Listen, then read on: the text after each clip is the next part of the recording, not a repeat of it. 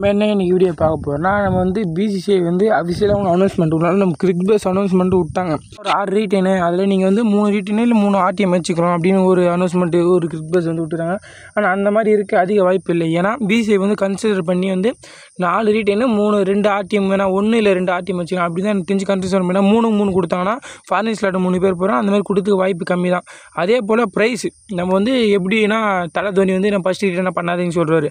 அதுக்கப்புறம் நம்ம ரவீந்திர ஜடேஜா அவர் தான் எனக்கு தெரிஞ்சு ஃபஸ்ட்டு இதாக இருப்பார். ஏன்னா கேப்டன் ருத்ராஜா இருந்தாலும் அவருக்கு கேப்டன்சியே வேணான்னு ஒரு சொன்னவர். அதனால் அவர் வந்து எனக்கு தெரிஞ்சு கன்சிடர் பண்ணி நம்பர் 1 அவர் கொடுத்து ஒரு 16 கோடி 2018 கொடுத்த மாதிரி கொடுப்பாங்க. அதுக்கப்புறம் ருத்ராஜ் இருக்கலாம். எனக்கு தெரிஞ்சு ருத்ராஜ் ஒரு கேப்டனு அதெல்லாம் அவர் வாங்கலாம் 12 கோடி கொடுப்பாங்க.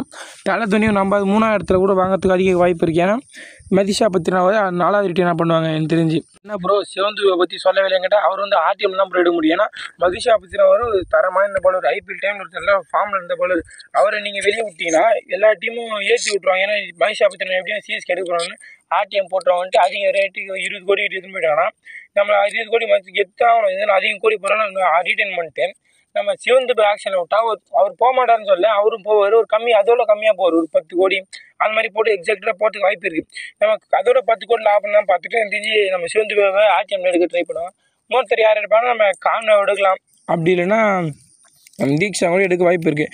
கான்வேக் போனீங்கன்னா கூட இப்போ கம்மியான ப்ரைஸில் கிடச்சி தீக்ஷா ஒரு கம்மியான ப்ரைஸில் கிடைக்கிற பேர் தான். 2 பேரில் யார் வேணால் ஆர்டிஎம் மட்டும் வேணாம். எனக்கு தெரிஞ்சு இதோட பெஸ்ட்டு நம்ம ரச்சின் ரவீந்திரா ட்ரை பண்ணலாம் கைஸ். ஏன்னா அவர் ஒரு ஃப்யூச்சர்னே சொல்லலாம்.